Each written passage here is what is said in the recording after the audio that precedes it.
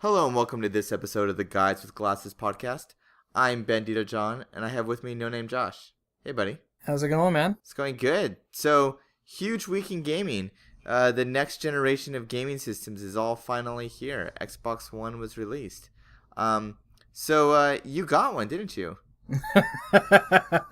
I did. Oh yeah. So why are you laughing? What happened? It doesn't read the games. At least, I will say this, at least I'm not having the problem where it ate my game. I'm glad about that, but yeah. I'll be returning it this week, and hopefully getting another one that's awesome. You got the optical disc drive problem of death. I don't know what the catchy name is for it. But at least it's affecting far fewer than the 360 problem. That's true. Yeah, it seems like it's only affecting, or at least what the reports are saying, a relatively small number of consoles, which is good. I got an Xbox One, and mine's working flawlessly. So lucky bastard. I know. Yeah. So, but you also got a few other games this past week, or what have you been playing? I have been playing a lot of Enemy Within, and I love it. Although it is exactly the same game as Enemy Unknown, they just re-released it with badass mechs in it and being able to genetically modify your guys in a few other levels, which kind of upsets me, actually. So this is the DLC that you've been talking about? Yes, it is the DLC that I have been talking about nonstop. I love this game, but it upsets me that they didn't release this as downloadable content, because it literally is the exact same game with a few levels and just those cybernetics and genetic modifications. That's it. Yeah. So, I don't know. It upsets me, and I don't know. I'm going to write a review on it and post it to the site soon, so. All right. I'll give you all my thoughts on that. I've been playing a lot of games. So with the release of Xbox One, I played Forza, I played Ryse, I played Dead Rising. I spent a lot of time just playing around with the Xbox features, and then I also got the latest Zelda, so a lot of games this past week. I do want to talk a little bit about the Xbox One kind of dashboard and the Xbox One experience. So what did you think, like, when you plugged it in, when you turned it on? Was it easy to set up? Was it hard? What was your thoughts? Kind of that out-of-box experience. It was easy to set up. I will say that. Let's see. The only problem I have was finding the settings, because I wasn't sure if there was like some screwed up setting on my console that was messing up the disk drive. So trying to find the settings menu was a nightmare. It's under like games and apps or something like that. Yeah, it's interesting that you raised that point. A lot of reviews are kind of saying this, and I totally agree. I'm experiencing this too, is that there is so much depth. There's like all these different settings. There's all these different apps, that you can have right from the get-go. And it's actually really hard to kind of figure out where to go and how to navigate to that stuff. So voice commands are kind of the best option in terms of trying to find something. But then you have to kind of remember the exact voice command that it's looking for. Yeah, I didn't even think about it until partway through. I was like, oh, you could have easily just said Xbox settings. Yeah. But I was like searching through menus. I'm like, this is bullcrap. I don't understand why they would make this so hard. Yeah, like recording things is so much easier with your voice. Being able to watch TV is so much easier with your voice. I mean, it's kind of interesting that it's like the controller now, for the first time in my whole gaming life, is now like not the best way to do something. It's now with your voice. But my gripe is that it doesn't always work. It seems like it works maybe like 80 or 90% of the time. But sometimes I do have to kind of repeat commands. Have you had that problem? Yeah, so yeah, I have a package of batteries. I'll just tell this on the podcast, okay? Let me start over on this story. So my controller keeps dying here. And I have a plastic baggie full of batteries, and one of them exploded and leaked battery acid all over the place. And so I wanted to swap out the batteries, but now they're all corroded, and I'm afraid to touch them. Yeah, that sounds like fun. My apologies if my controller keeps dying. Hopefully it doesn't. Well, just keep turning it back on, and then I won't even notice. I'll be like, damn it, the stupid microphone cut out again. um, so what I was trying to say is, I think it's interesting that for the first time in gaming, the controller isn't necessarily the best way to kind of navigate a menu. In a lot of ways, the voice is better, but I found that the voice commands don't always work. It seems like it doesn't always recognize me, or sometimes it says I said something when I didn't. Have you had that issue yet? No, like I said, I haven't been able to use it well, so I unplugged it after I found out, first of all, that I couldn't cross-party chat or cross-console chat. That is Yeah. an obnoxious thing, which actually, Between 360 and Xbox One. yeah, which actually, because Yeah. I think they used it to try to like push people to buy the Xbox One. But to me, that actually would hinder sales because it makes me not really want to buy one. I felt bad. Dylan sold his 360 and a bunch of other stuff to buy an Xbox One, and then when we were playing, he couldn't join us. He couldn't even talk to us. So, Yeah, I mean, I assume that like Battlefield 4 on Xbox One can't play with Battlefield 4 on 360. Is that right? yeah, well, that's part of the problem, but also you can't even like be online and just chat with each other. It sucks. I feel like it's something that's probably pretty simple that they just decided to bail on. Yeah. Well, have you used any of the other features like the TV features yet? No, I literally plugged it in, went to play a game, didn't work. I unplugged it, put it all back in the box. Well, I mean, I did mess around with it a little bit. The video sign in was cool. It works a million times better, and Yeah, it does. the Yeah. audio commands worked pretty well. But I didn't have an issue because I was sitting kind of in front of it. I think it might be in, your 80-90% might be from background noise. You know what I mean? Yeah. Yeah. I have no idea. Yeah, I haven't got to use it enough. I like the TV features. I'm trying to kind of go into this Xbox ecosphere. I'm plugging my TV into it. Using it for Netflix and stuff. And yeah, it actually works out nicely. I mean, it's pretty unobtrusive. And a really cool feature though is that if you want to be switching from a game to your TV, which I do pretty often, it's super quick now. Before you'd have to like boot up your 360. It took a minute. You load up your game. I mean, it might take a couple, 2-3 minutes before you were starting to play a 360 game. Now, you press one button, you press the guide button, and you can go into playing a game within just a couple seconds.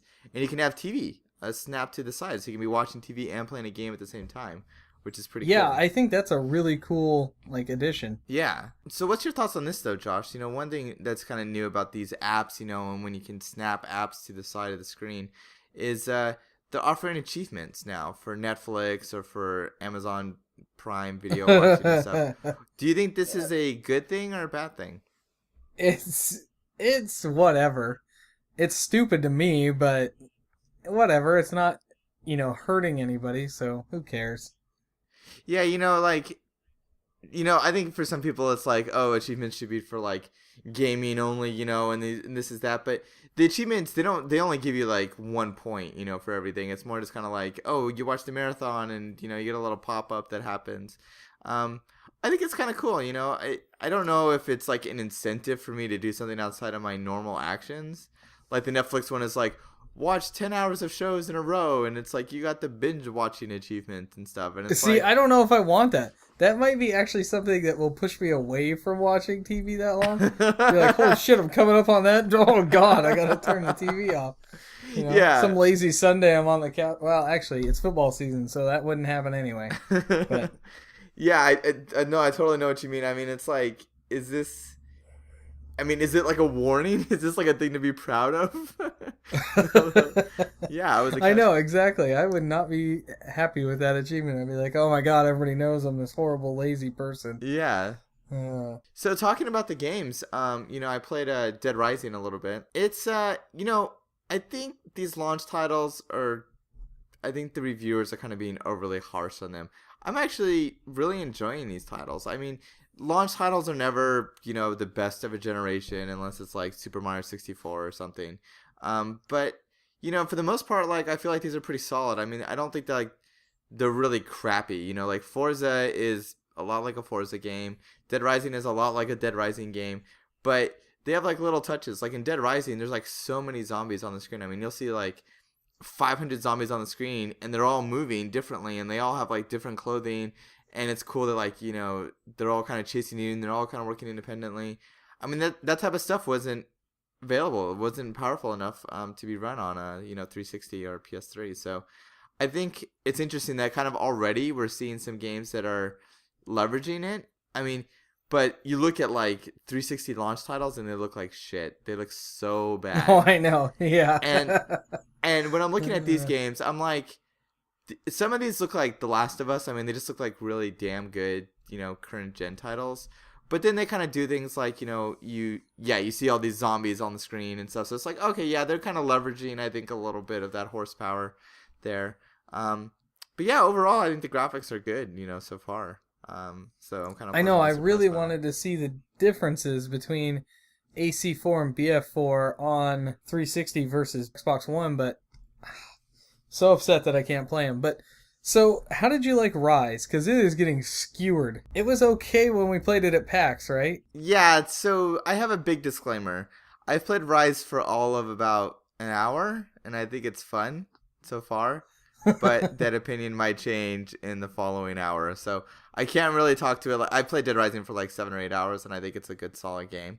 But yeah, I think people said that it was repetitive, kind of boring and stuff. I mean, to me, if you like the Samurai Warrior series, kind of grindy hack and slash, it seems like this is kind of up your alley. I mean, it's not something that's going to have like a lot of depth to it. But the graphics are pretty cool, and then it's pretty badass, and I like that it's actually leveraging Kinect. Like, you can do voice commands. You're like, fire your catapult, and then they shoot their catapult. So, oh, that's cool. Yeah, I mean, it's like, it doesn't have like annoying Kinect gesture features, like stand up and dance, it's nothing like that. I mean, I like that it's like, oh, it's optional, just do this quick voice command. And so, but yeah, my opinion might change next week, when we do our next episode. But yeah, overall, okay. The biggest question I have about it is, everybody's saying you can't die in it. Is that true? I've only played in the first hour, and I haven't died yet. But I'm also playing on easy mode because I suck at games, as I mentioned before. So I would hope that I don't die that much. But yeah. Oh man, yeah. Everybody's like going after it right now, and I was like, oh man, it was fairly fun at PAX. The only thing I was worried about is what everybody's saying is that it would get stale after a couple of hours because the QuickTime events don't change very much, and they guaranteed that there'd be like 200 different events, but everybody's saying there's like 10, and it's like, oh yeah, over and over. Yeah, and maybe over it just again. kind of got that syndrome of feeling like it's rushed, the scope change to try to get it on time. But yeah, have you heard about the controversy with Forza? This is kind of interesting. No, I haven't. Yeah, so a lot of these launch titles like Ryse, Forza, Crimson Dragon, they're really pushing the microtransactions. And yeah, this is actually a gripe that I had, So I played Forza 4 quite a bit, and I really enjoyed it. I don't even like racing games that much, but I thought Forza 4, like the amount and variety of tracks that they had, the amount of cars that they had was awesome. The graphics were great and stuff. And I was hoping that Forza 5 was going to be just like that, but more. It has a lot less cars. I'm a huge Top Gear fan, and they don't have like the same Top Gear modes, it seems like, where like the Top Gear team will like talk about each of the cars. They basically just kind of talk between each level. So that's kind of a disappointment, but the real thing that sucks is the microtransactions. So in order to unlock cars and to even be able to play them in split screen local multiplayer, you have to unlock cars, which is really annoying. So rather than in the past where they just had free play and you could have the whole selection of cars, you could just try them out and have fun or play some online. Well, you didn't have the whole selection. You had like, a bunch of cars that are unlocked, but there was a ton that were still locked that you had to play enough of the game or you had to pay for the packs. So in this game, there's like 300 something cars that are in total, and for free what you can play in the local multiplayer and online is about 10 or 15 cars. So it's like that's ridiculous. Really small subs. Yeah, it's not even like a good chunk. It's like this is a super small subset, and all the rest you have to work towards and get in the game. And the thing that sucks is that you can buy credits in order to unlock these cars faster, Mm-hmm. but it's a ridiculous ratio.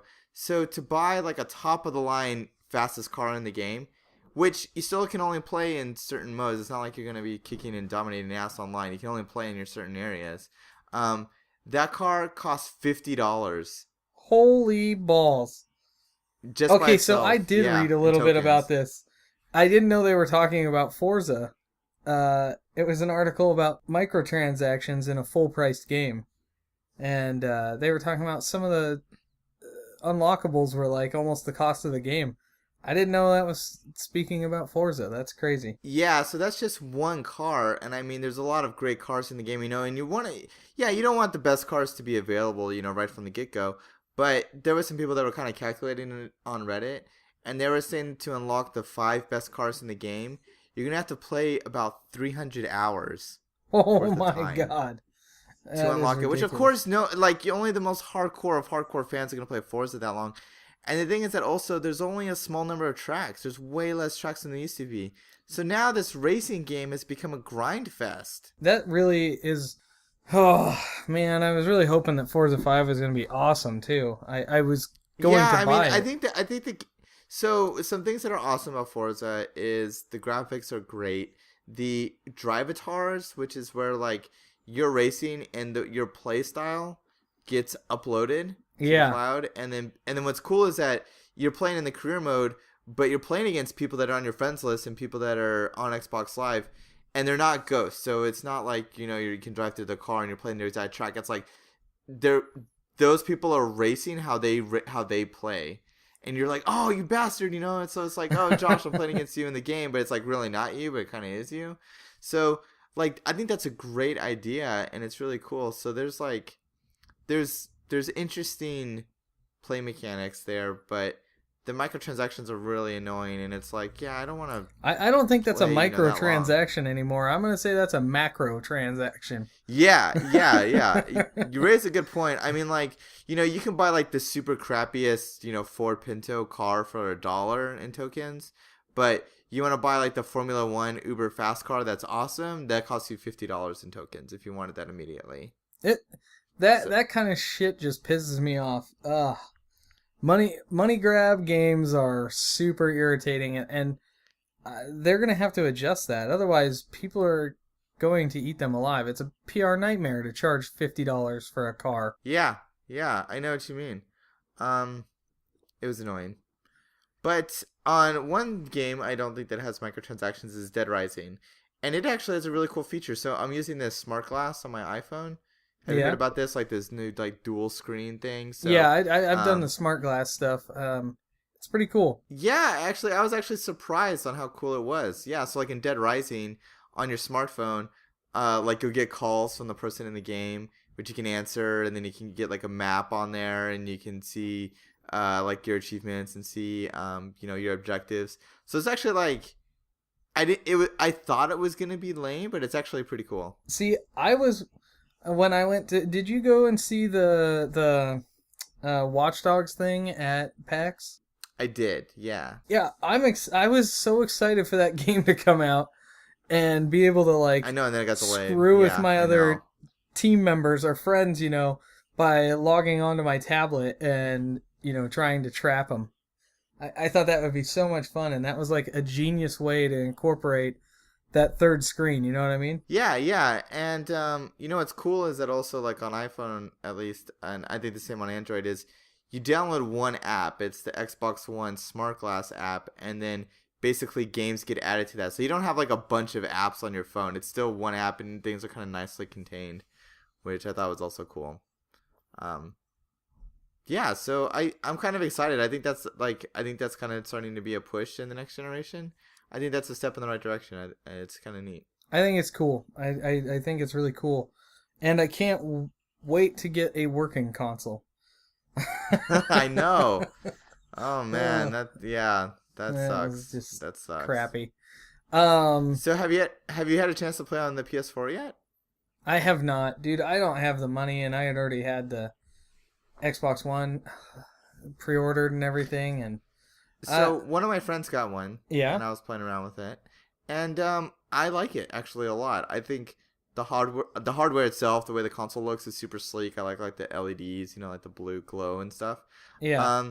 And the controller is actually really comfortable. I've always hated PlayStation controllers. Yeah. I've owned every console, but I've always hated them. Besides this one, actually, it feels really good in the hand.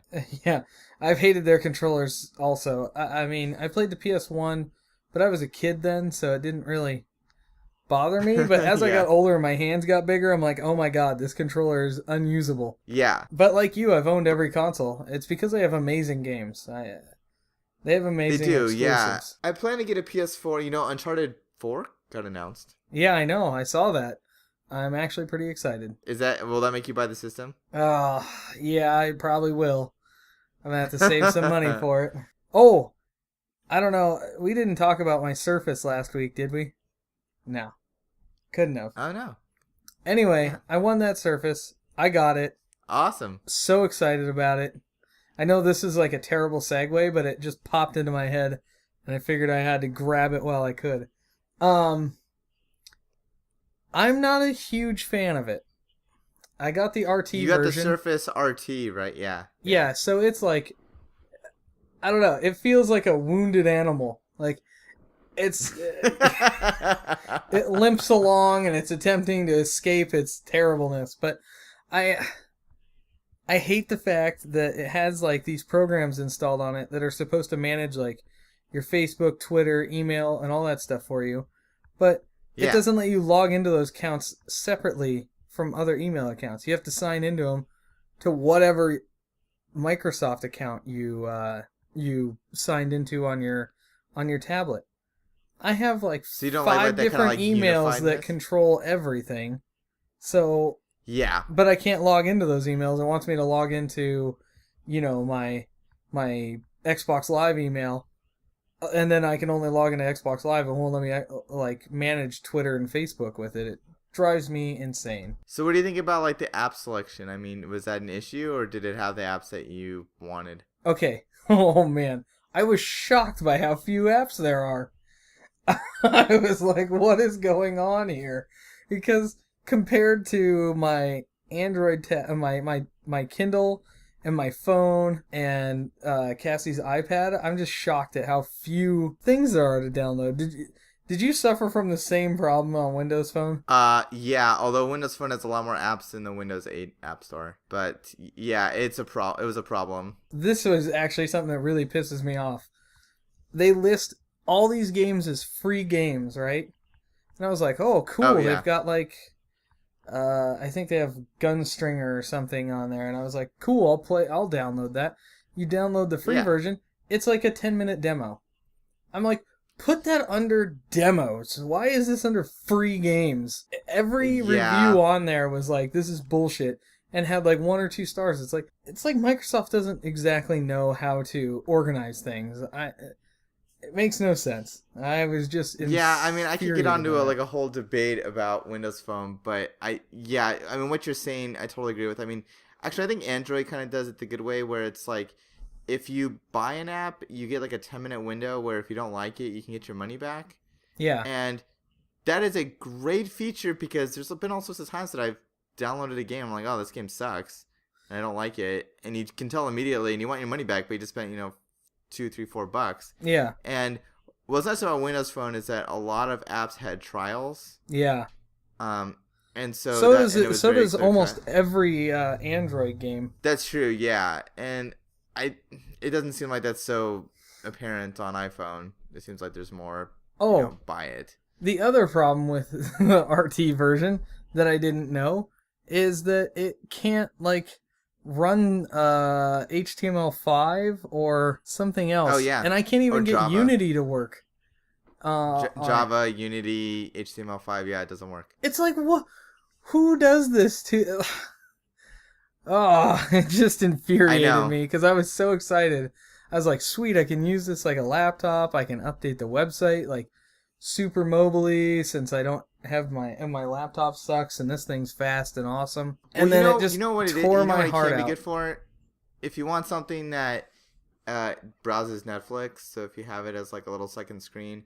No, because it's useless. Because my Kindle is $200, Or actually, it's less than that now. It's like 169 or whatever the hell, with the Yeah. Black Friday sales, and it does everything. It has almost the same size screen. It's like a couple inches smaller, but you can do exactly the same thing, and it costs you, $250 less. It's just the Surface is. If I was to give it a 1 out of 10, I'd say a 6.5.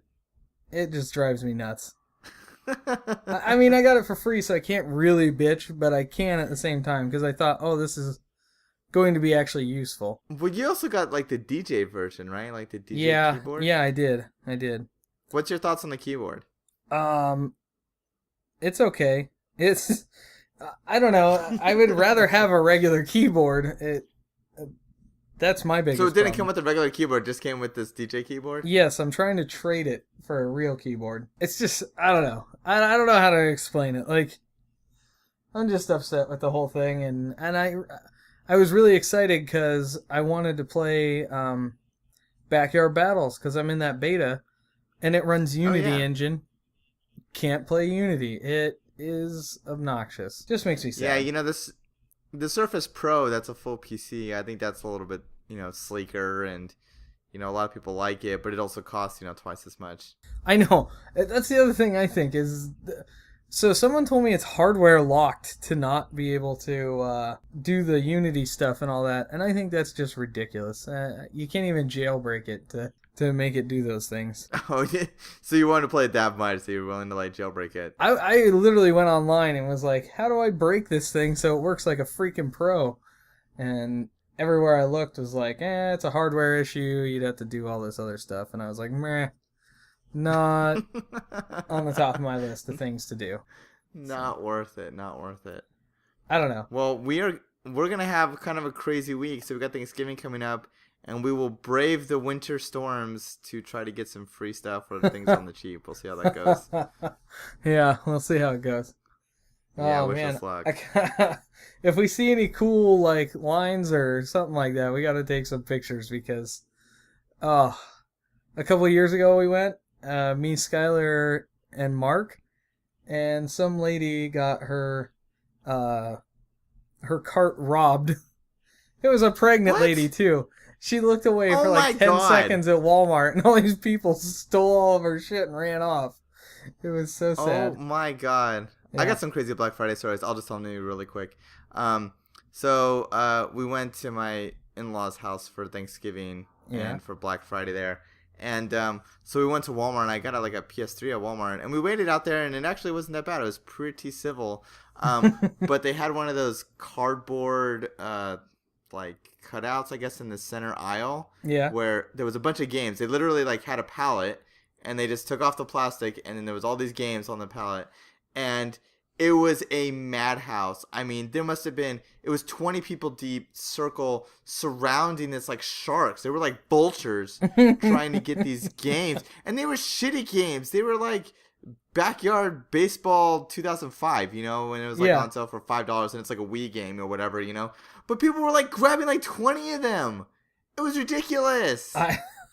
And then within just a few moments, that whole place had been raided, and the cardboard had been torn up. It was destroyed. That's nuts. I was like, people, these games suck. Do you know this? Oh, these it was poor so children funny. will hate opening this on Christmas Day. Yeah.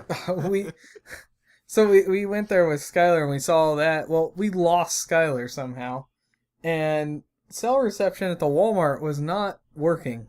We could not get a hold of him. And he was going to get a laptop, and we ended up going and getting, I want to say it was a PS3 or something. And so we had to separate for like 10 seconds, and we never found him. We ended up going to Best Buy because they ran out of PS3s at the Walmart. So we went over to Best Buy. Oh, yeah. And we still couldn't get a hold of him. It was like 2 hours later we found him. It was ridiculous. Yeah, you have to like hold hands and like be tied together. Because you better pray that you can get a hold of each other. I've been in this scenario, and it is it's scary. Pretty amazing. So next week will be a Thanksgiving episode. Oh yeah, maybe we'll record in person. That'd be cool. Oh yeah, we could. I forgot about that. That will be something on the list. Yeah, All right, maybe we'll have we'll to do do that. that. And then we could get everybody involved. You know, Maggie, Cassie. Good times. Yeah, we'll try to convince him. Yeah, try to convince those two. Oh, man. We All need a right, well, I lady's think this vision of things. Oh, no, I was gonna say this. I think this concludes our episode. We're a little bit over time this week. You had a big drop in amount of time, so I think we're good. Oh, that's true because of my battery fiasco. Oh. All right. Well, this is Bandito John And No Name Josh. signing off. See you later.